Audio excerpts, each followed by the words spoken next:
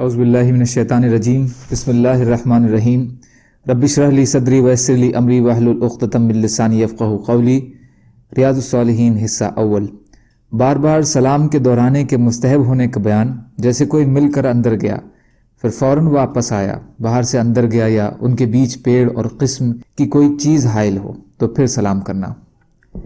حضرت ابو ہریرہ رضی اللہ تعالیٰ عنہ حدیث مسیء الصلاۃ، نماز بگاڑ کر پڑھنے والے کے قصے میں بیان فرماتے ہیں کہ وہ آیا اور نماز پڑھی، پھر نبی اکرم صلی اللہ علیہ وسلم کے پاس آیا اور آپ صلی اللہ علیہ وسلم کو سلام کیا۔ آپ صلی اللہ علیہ وسلم نے اس کے سلام کا جواب دیا اور فرمایا لوٹ جا، پھر نماز پڑھ، اس لیے کہ تو نے نماز نہیں پڑھی۔ چنانچہ وہ واپس گیا اور نماز پڑھی، پھر آیا اور نبی اکرم صلی اللہ علیہ وسلم کو سلام کیا۔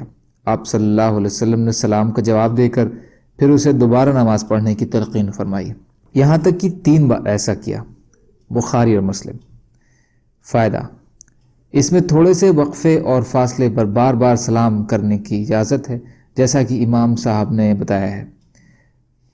پہلے راوی سے ہی روایت ہے کہ رسول اللہ صلی اللہ علیہ وسلم نے فرمایا کہ جب تم میں سے کوئی شخص اپنے بھائی کو ملے تو اسے سلام کہے، تو اگر ان کے بیچ کوئی پیڑ یا دیوار یا پتھر حائل ہو جائے پھر اسے ملے تو اسے چاہیے کہ پھر سلام کرے۔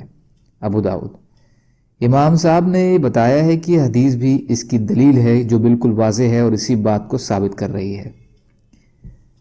اپنے گھر میں داخل ہوتے وقت سلام کرنا مستحب ہے۔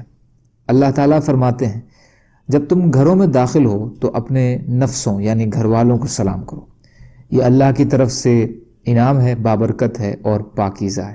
سورہ نور آیت نمبر 61 کا ترجمہ۔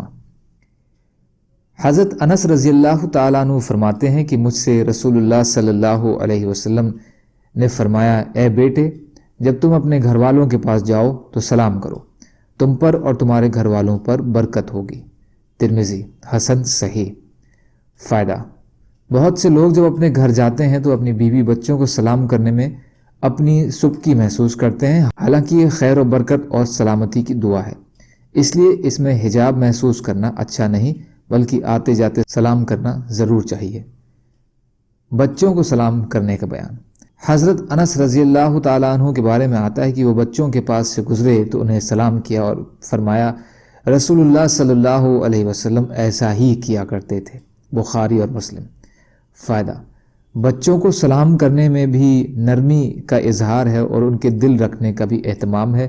اس کے علاوہ سلام کی عظمت بھی ان پر واضح ہوتی ہے اور سب سے بڑھ کر یہ سنت رسول صلی اللہ علیہ وسلم اور پیغمبروں کا طریقہ ہے، اس لیے اس پر بھی عمل کرنا ضروری ہے۔ اللہ تعالیٰ کہنے سننے سے زیادہ عمل کی توفیق عطا فرمائے، اور مظلوم کشمیریوں، فلسطینیوں اور دیگر ممالک میں جہاں بھی مسلمان بھائی بہن پریشان حال ہیں، یا اللہ آپ ان کی مدد فرمائیے اور ہم کو بھی اپنی استعداد کے بقدر اپنا حق ادا کرنے والا بنائیے، آمین۔ سبحان اللہ و بحمدہ، سبحانک اللہم بحمدک، اشہد ان لا الہ الا انت، استغفرک و اتوب الیک۔ سبحان ربک رب العزت عما یصفون وسلام علی المرسلین والحمد للہ رب العالمین برحمتک یا ارحم الراحمین۔ لا الہ الا اللہ محمد رسول اللہ۔